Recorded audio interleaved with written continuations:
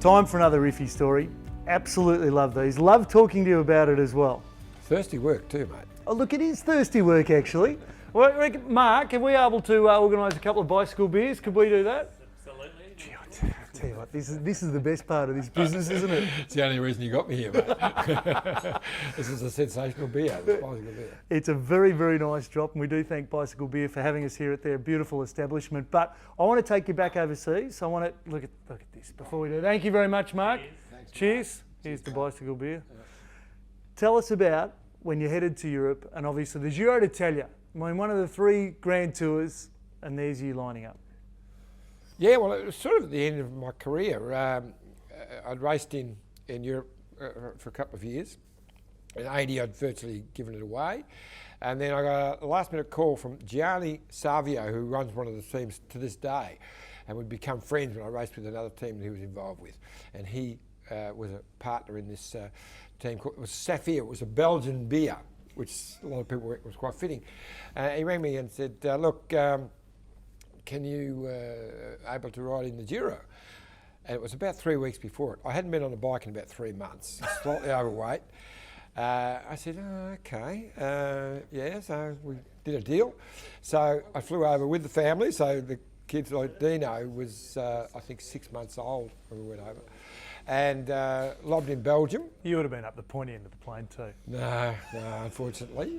We had a sponsorship deal, so got free air tickets. But anyway, so landed in Belgium. Another Iffy story, that one probably. It was a Belgian team, but with an Italian connection. So Gianni Savio was my Italian connection. So because it was for the Giro. So I raced a few races, but I was overweight.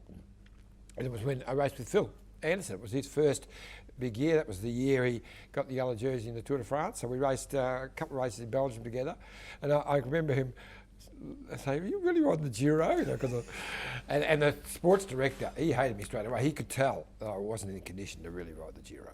But yeah, one of the team owners had done this deal. So begrudgingly, I go to Italy and ride the 3 weeks. So luckily, rest days on the right day, rode myself into form. I was probably 8 or 9 kilos overweight. And managed to get through.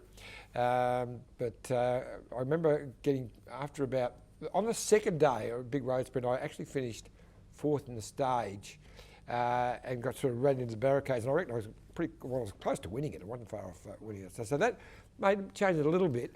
But then the next morning, the DS walked in the room, caught me having my morning cigarette. And so peak conditioning and training. Yeah, he wasn't very happy. So he went and dobbed me into the owner, to Gianni Savio, my mate, who said, John, what are you doing? I said, oh, look, I have an occasional cigarette and calm the nerves. I didn't tell him I smoked about a packet a day. So he did a deal with Marlboro, as it turned out, and I had to start a stage with a cigarette. So I got paid $500, because even back then, cigarette companies couldn't advertise on Italian sport. And so I don't know how much Gianni got, but... So Elite Cycling, one of the Grand Tours, and you and Gianni have cut a deal for you to turn up on the start line. Exactly. So with a gas paid pump. off the cameraman, so he's zeroed in on me, and as they fired the gun, I butt the fag on the headstep, and down the road we go.